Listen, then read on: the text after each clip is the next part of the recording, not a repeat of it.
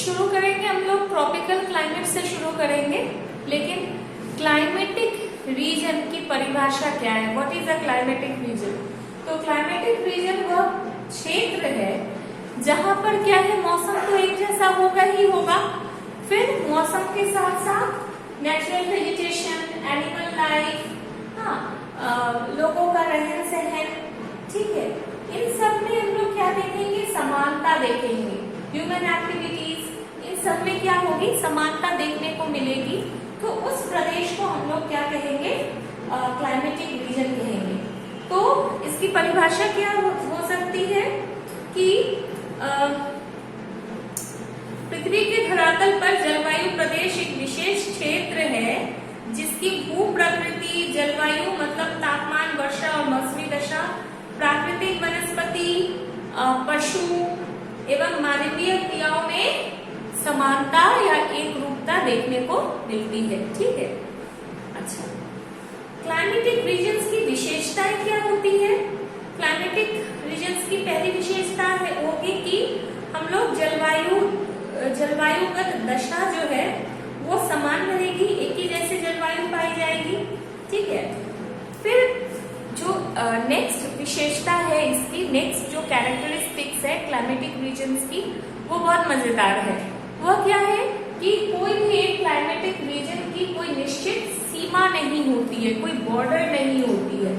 एक climatic reason धीरे धीरे हल्का होते होते दूसरे क्लाइमेटिक रीजन में मर्ज हो जाता है। जैसे सहारा मरुभूमि है, सहारा मरुभूमि के नीचे हम लोगों को सवाना घास का मैदान देखने को मिलता है। तो सहारा ग्रासलैंड धीरे धीरे जाके सवाना में मर्ज हो जाता है। फिर सवाना जो है, सवाना घास का मैदान धीरे धीरे जाके भूमध्य रेखीय जलवायु में, इक्वेटोरियल रेन फॉरेस्ट में मर्ज हो जाता है। ठीक है, तो किसी एक का कोई डिस्टिंक्ट बॉर्डर नहीं है। यहाँ तक जाएंगे तो हमको सहारा मिलेगा, फिर यहाँ से 1 किलोमीटर जाएंगे तो हमको ये मिलेगा। इस तरह से डिस्टिंक्ट बॉर्डर इसका नहीं होता है। अच्छा, फिर क्या होता है कि भौगोलिक स्थिति, भूस्वरूप और मिट्टी के स्वभाव में अंतर के कारण एक विशेष प्रकार की जलवायु में अंतर देखा जाता है। इसलिए क्या होता है? जलवायु का उप विभाजन होता है।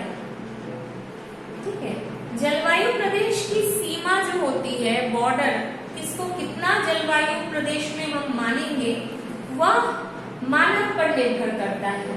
हम लोग उसको बांटते हैं। ठीक है, और कोई भी राजनैतिक स्थिति जलवायु प्रदेश की सीमा को निर्धारित नहीं करता है। इसका कोई पॉलिटिकल इन्वॉल्वमेंट यहाँ पर नहीं है। ठीक है, तो हम लोग शुरू करते हैं ट्रॉपिकल क्लाइमेट से। ट्रॉपिकल क्लाइमेट माने उष्णकटिबंधीय, नाम से ही पता चलता है कि ये कौन सा प्रदेश होगा? 23.5 डिग्री उत्तर से लेके 23.5 डिग्री दक्षिण के बीच में। ठीक है, तो ट्रॉपिकल क्लाइमेट को हम लोग 4 भाग में बांट सकते हैं। इक्वेटोरियल टाइप ऑफ क्लाइमेट, ठीक है, इक्वेटोरियल टाइप ऑफ क्लाइमेट मतलब भूमध्य रेखीय जलवायु। फिर है सहारा टाइप ऑफ क्लाइमेट, माने हॉट डिजर्ट है सहारा। फिर है ट्रॉपिकल ग्रासलैंड और सूडान, माने उष्णकटिबंधीय घास का मैदान या सूडान या सवाना टाइप ऑफ क्लाइमेट भी इसको कह सकते हैं। और चौथा जो आपका अपना बहुत जाना पहचाना क्लाइमेट है, that is monsoon type of climate. ठीक है, तो कोई भी जलवायु दशा को जब हम लोग पढ़ेंगे, इस पर जब हम लोग छोटा छोटा नोट्स अपने लिए तैयार करेंगे, तो सबसे पहले इसकी ज्योग्राफिकल या फिजिकल जो कैरेक्टरिस्टिक्स है, भौगोलिक जो कैरेक्टरिस्टिक्स है, उसको लिखेंगे। और तब हम लोग सोशियो इकोनॉमिक यानी सामाजिक आर्थिक पर आएंगे। ठीक है, कोई भी क्लाइमेटिक रीजन को हम लोग 2 भाग में बांटेंगे। पहला हम लोग लिखेंगे, पहला जो लिखेंगे that is geographical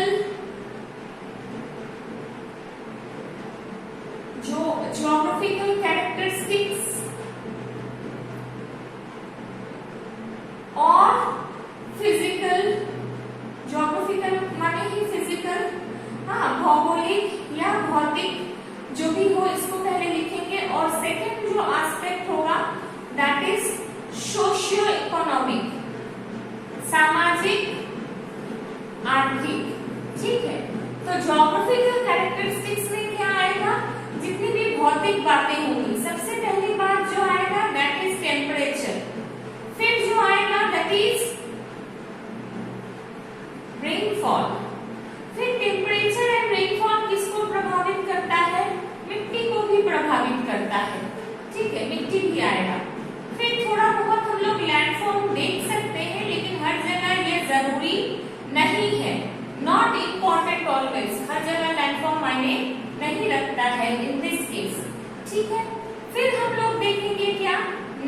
natural vegetation, प्राकृतिक वनस्पति, ठीक है, प्राकृतिक वनस्पति यहाँ पर कैसी होती है। फिर हम लोग क्या देखेंगे, animal life,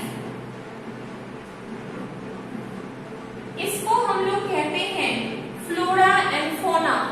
flora and fauna सुन के घबराना नहीं है, flora means plant life and fauna FAUNA, fauna is animal life, ठीक है।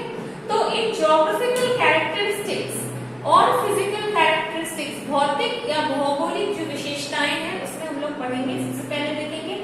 हाँ, और एक चीज जो इसका मोस्ट इम्पोर्टेंट है, सबसे पहले हम लोगों को जानना लेना चाहिए कि इसका मैंने एक यहाँ से शुरू किया है, थोड़ा नंबर बदल लेंगे क्योंकि मोस्ट इम्पोर्टेंट जो है वो है एक्सटेंट। एक्सटेंट कहाँ पर या एरिया कहाँ पर है, ठीक है। लैटिट्यूडनल एक्सटेंट लिख सकते हो या कहाँ पर विश्व के किस देश में या किस भाग में, नॉर्दर्न भाग की साउदर्न भाग, कहाँ पर ये पाया जाता है, ठीक है। तो एक्सटेंट जैसे अगर जब हम लोग इक्वेटोरियल टाइप ऑफ क्लाइमेट के बारे में पढ़ेंगे तो हम लोग लिख सकते हैं कि 5 डिग्री उत्तर से 5 डिग्री दक्षिण में जो हम लोगों को है इक्वेटोरियल टाइप ऑफ क्लाइमेट देखने को मिलता है, ठीक है, इस तरह से। तो और सेकंड में देखेंगे कि टेम्परेचर कितना रहता है, रेनफॉल कितना होता है, ये सारा, ठीक है। और जब हम लोग इसके बारे में पढ़ाई करेंगे, अच्छा जैसे होता है, मान लीजिए कि कहीं पर लिखा हुआ है कि 18 डिग्री टेम्परेचर रहता है, तो आप उसको अपनी सहूलियत के लिए इजीली 20 बना सकते हैं, क्योंकि टेम्परेचर जो हम लोग लेते हैं एकदम एक्यूरेट इस तरह से नहीं होता है, टेम्परेचर घटता बढ़ता रहता है, ठीक है। अच्छा, रेनफॉल भी उसी तरह से, कहीं पर अगर दिया हुआ है कि 145 सेंटीमीटर रेनफॉल होता है, अगर आप उसको 150 कर देते हैं तो वो गलत नहीं होगा।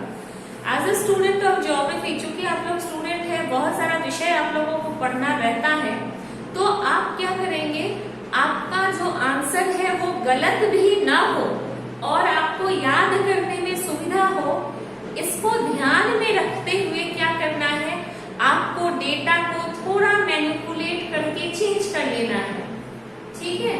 मान लीजिए चावल की खेती के लिए एकदम सुटेबल आइडियल टेम्परेचर होता है 27 डिग्री। ये 27 डिग्री आपको याद नहीं भी रह सकता है, अगर आप उसको 25 से 30 डिग्री लिख देंगे तो आपका क्या होगा, आपको याद भी रहेगा, आपको स्कोप भी मिल जाएगा और आपका आंसर गलत भी नहीं होगा।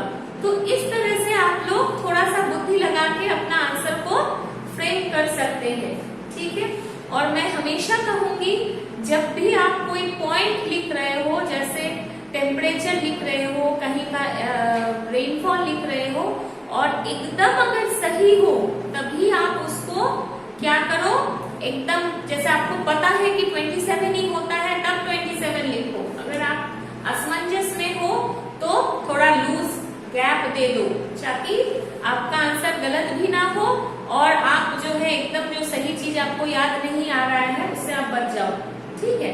और कहीं भी ऐसा लिखो तो उसको क्या करो, अंडरलाइन करो, ताकि एग्जामिनर को लगे कि नहीं आपने पढ़ा है, आप में कॉन्फिडेंस है, इसलिए आपने उसको अंडरलाइन किया है। अंडरलाइन करने से क्या होता है, आपका आंसर दूसरे से डिस्टिंक्ट बनता है, आपके अंदर जो है आत्मविश्वास है, ये आपके आंसर में झलकता है, इसलिए आपका आंसर क्या होता है, स्कोरिंग बनता है, ठीक है। कुछ टेक्निक्स हम लोगों को अधिक नंबर पाने के लिए अपनाने पड़ते हैं। अच्छा, तो सबसे पहले हम लोग क्या लिखेंगे, एक्सटेंट या एरिया लिखेंगे, लोकेशन लिखेंगे, कितना डिग्री से कितना डिग्री के बीच मिलता है, या कहीं कहीं जैसे तुम्हारा इक्वेटोरियल टाइप ऑफ क्लाइमेट है, कहीं कहीं 5 डिग्री, कहीं 10 डिग्री या 15 डिग्री में भी इक्वेटोरियल क्लाइमेट मिलता है, ठीक है। तो उसको लिखेंगे कि कहीं कहीं इतना से पर भी मिलता है। फिर कहाँ पर ये मेनली किस एरियाज में मिलता है, तो आपका अफ्रीका का कॉन्गो बेसिन है या कॉन्गो ज़ायरे बेसिन है, दक्षिणी अमेरिका का अमेज़न बेसिन है, एशिया में जितने भी आपके द्वीप है, इंडोनेशिया, मलेशिया, जावा, सुमात्रा, बोर्नियो, फिलीपींस, ठीक है, इन सारे द्वीपों में आपके देश का जो है अंडमान और निकोबार द्वीप समूह में यहाँ पर क्या मिलता है, इक्वेटोरियल टाइप ऑफ क्लाइमेट या विषुवत रेखीय जो वर्षावन है, या विषुवत रेखीय वर्षावन, सॉरी वर्षावन नहीं कहना चाहिए, वर्षावन जैसा जो जलवायु है वो मिलता है। हम लोग यहाँ पे वनस्पति के बारे में नहीं पढ़ रहे हैं, हम लोग जलवायु क्षेत्र के बारे में पढ़ रहे हैं, तो उस तरह का जलवायु यहाँ पर मिलता है। अच्छा, फिर तापमान कैसा रहता है, सालों भर उच्च तापमान रहता है क्योंकि एकदम डायरेक्ट रेज ऑफ द सन यहाँ पर पड़ता है। औसत वार्षिक तापमान जो है 20 डिग्री रहता है, लेकिन अधिकतम तापमान 30 डिग्री रहता है। और तापांतर क्या होता है, तापांतर यहाँ पे कम होता है कि ज्यादा होता है? अगर पूछ दे 1 नंबर का क्वेश्चन कि भूमध्य रेखीय प्रदेशों में या भूमध्य रेखीय जलवायु प्रदेशों में तापांतर जो है अधिक रहता है, वार्षिक तापांतर, तो क्या होगा, गलत होगा, क्योंकि वार्षिक तापांतर सालों भर एक ही जैसा मौसम रहता है, तो वार्षिक तापांतर अधिक नहीं हो सकता है। ठीक है, वार्षिक तापांतर कहाँ अधिक होगा, जहाँ पे गर्मी में बहुत गर्मी पड़ेगी, ठंडा में बहुत ठंडा पड़ेगा, वैसे जगहों पर क्या होता है, वार्षिक तापांतर ज्यादा होता है। तापांतर आप लोग पहले पढ़ चुके हो, तापांतर मतलब होता है ताप का अंतर, मैक्सिमम और मिनिमम ताप का अंतर को तापांतर कहते हैं। वो आपका डेली हो सकता है, डेली अगर होगा तो क्या होगा, दैनिक तापांतर मतलब डेली का जो मैक्सिमम टेम्परेचर होता है और डेली का जो मिनिमम टेम्परेचर होता है उसका अंतर, ठीक है, उसको दैनिक तापांतर कहते हैं, ड्यूरनल रेंज ऑफ टेम्परेचर। ठीक है, वार्षिक तापांतर मतलब एनुअल। अच्छा, फिर दैनिक तापांतर भी यहाँ पर कम रहता है, ठीक है, क्योंकि रोज, अच्छा, इस एरिया को हम लोग क्या कहते हैं, एरिया ऑफ 4 o'clock रेनफॉल। क्यों 4 o'clock रेनफॉल इसको कहते हैं, क्योंकि हर दिन बहुत गर्मी पड़ती है, हर दिन बहुत ज्यादा वाष्पीकरण होता है, और शाम होने के बाद जब वो जितनी भी हवा वाष्पीकृत होती है, ठीक है, वो हवाएं इतनी भारी हो जाती है कि वो और आसमान में रह नहीं पाती हैं और बारिश के रूप में वो बरस जाती है। तो एवरीडे शाम के बाद वहां पे बारिश होती है, ठीक है, इसलिए इसको हम लोग कहते हैं the land of 4 o'clock rainfall. और यहाँ पर जो बारिश होती है एक खास तरह की बारिश होती है जिसको हम लोग कहते हैं हिंदी में संवहनित वर्षा और इंग्लिश में कन्वेक्शनल रेनफॉल, कन्वेक्शनल रेनफॉल। ठीक है, तो भूमध्य रेखीय जलवायु प्रदेशों की विशेषताएं मुख्य रूप से क्या क्या है कि ये आपका भूमध्य रेखीय निम्न वायुदाब के क्षेत्र में आता है, और यहाँ पर क्या, और ये किसके, ये आपका व्यापारिक हवाओं के कन्वर्जेंस जोन में आता है।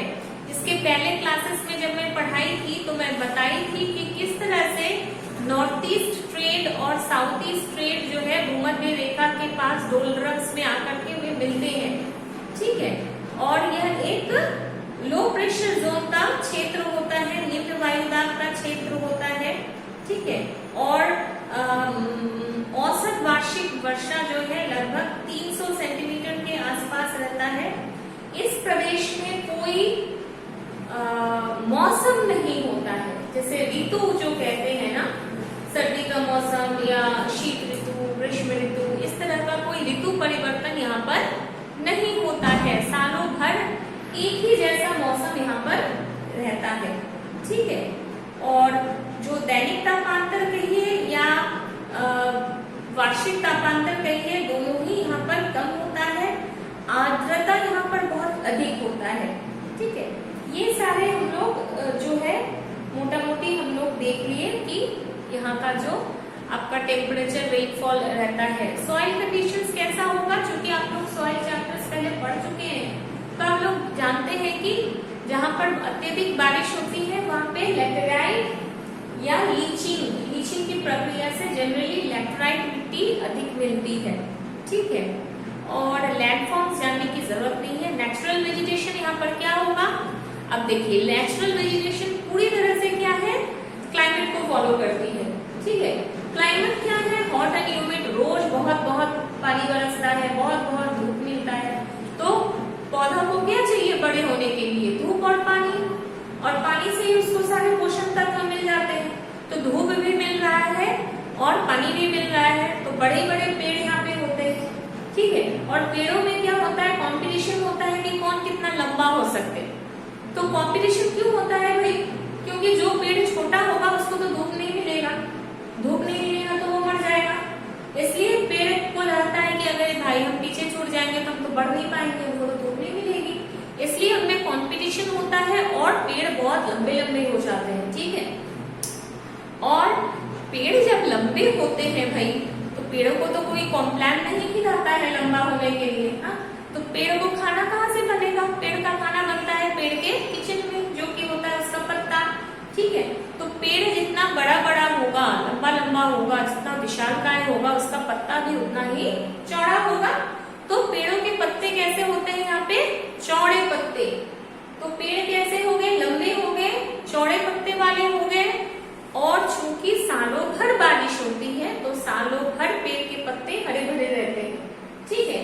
तो पेड़ क्या हो गए, सदाबहार हो गए, एवरग्रीन फॉरेस्ट हो गए, ठीक है। पेड़ के पत्ते झड़ते नहीं है कोई खास मौसम में। अच्छा, और पेड़ के जो वुड है, लकड़ियां हैं, वो कैसे होंगे, हार्डवुड होंगे, वेरी हार्डवुड ट्रीज। क्यों हार्डवुड होंगे, क्योंकि यहाँ पे अत्यधिक गर्मी पड़ती है, सूर्य की रोशनी एकदम सीधी पड़ती है।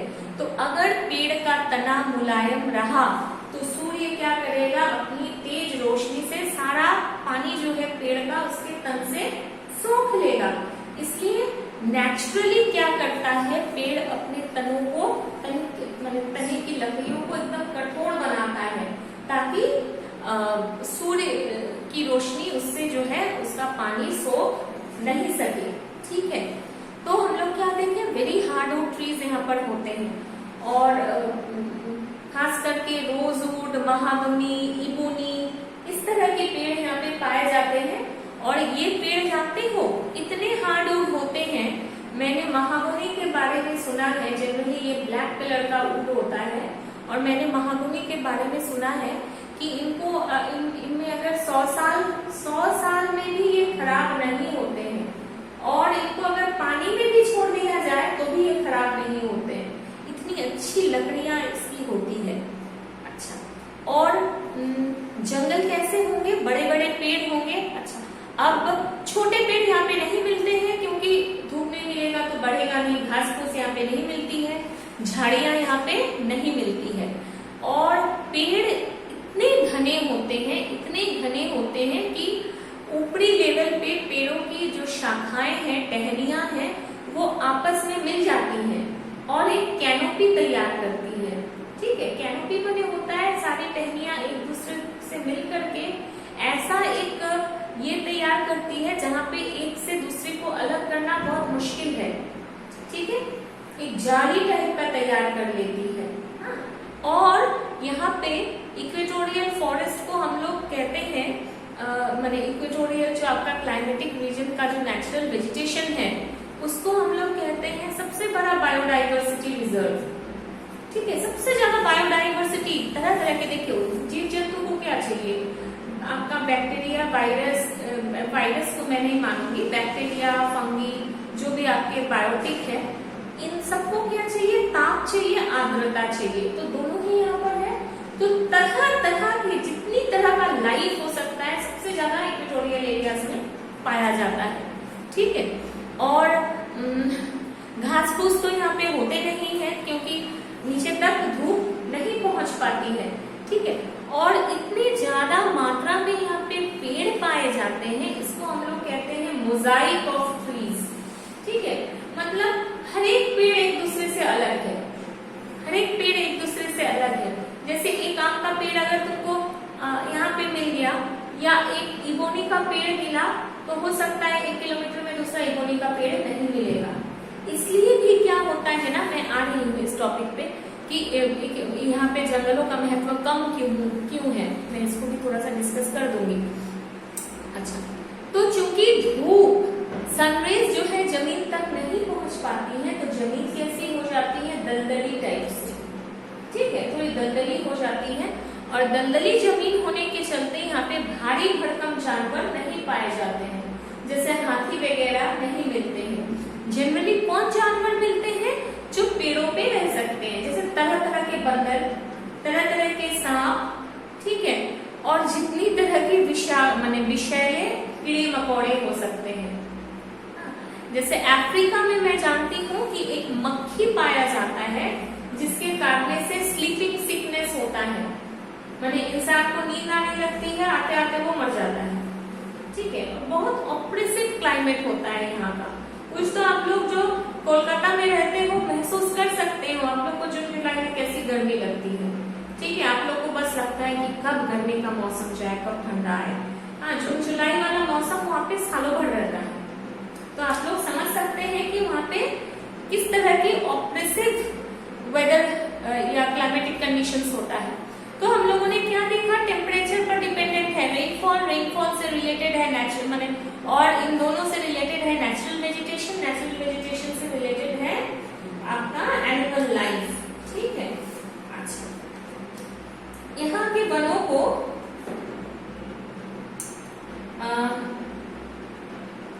यहाँ के वन इतने घने होते हैं कि सूर्य की रोशनी धरती तक नहीं पहुंच पाती है, इसलिए इन एरियाज को हम लोग रीजन ऑफ ट्वाइलाइट, संधि प्रकाश का क्षेत्र कहते हैं। याद रखिएगा, अगर एक एमसीक्यू में आ गया which areas are known as region of twilight, संधि प्रकाश का क्षेत्र, तो हम लोगों को इक्वेटोरियल ये लिखना है।